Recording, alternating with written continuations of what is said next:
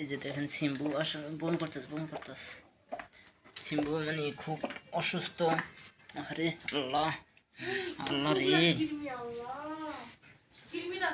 দেখেন দেখেন সিম্বুর মানে বমি করছে, বমির সাথে কত কিরমি কত কি আল্লাহ।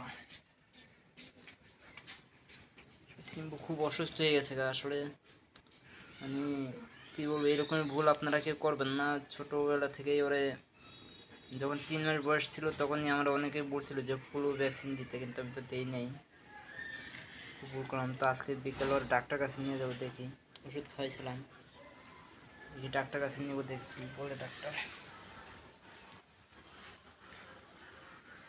দেখেন কী অবস্থা।